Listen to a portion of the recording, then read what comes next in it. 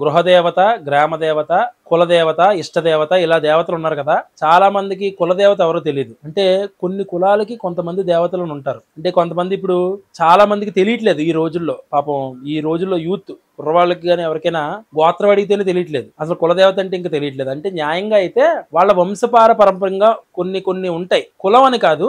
కులం అంటే ఏంటంటే వాళ్ళు చేసే వృత్తిని బట్టి కాదు, వాళ్ళు ఉన్నటువంటి ఆ ప్రదేశాన్ని బట్టి మొత్తం అందరికీ అప్లై అయ్యేదన్నమాట. అంటే ఇప్పుడు ఒక సంఘంలో అనేక రకాల కులాలు ఉంటారు కదా. ప్రతి కులానికి ఒక్కొక్క దేవత ఉంటారు, మూల దేవత ఉంటారు. అంటే ఆ దేవతని పూజించకుండా వాళ్ళు ఏ పని చేయరనమాట. అంటే ఏ పని అంటే నా ఉద్దేశం ఏంటి, ఒక పెళ్లి చేయాలి, ఒక గృహప్రవేశం చేయాలి, ఇలాంటి శుభకార్యం ఏదో నీ కుటుంబంలో నువ్వు చేసుకుంటున్నప్పుడు నీ కులదేవత నువ్వు శాంతపరచాలని చెప్పారు ఫస్ట్. అంటే ఏంటి, గృహప్రవేశం చేసుకునేటప్పుడు చాలా మంది వీరభద్ర సంబరం చేసుకుంటారు కదా. చాలా మందికి తెలుసు ఎందుకు చేసుకుంటారు అంటే వీరభద్రుడు వాళ్ళ కులదైవం. వీరభద్రుడు ఎవరు, శివుడు. శివుడే కదా. శివుడు యొక్క జటాజూటంలోంచి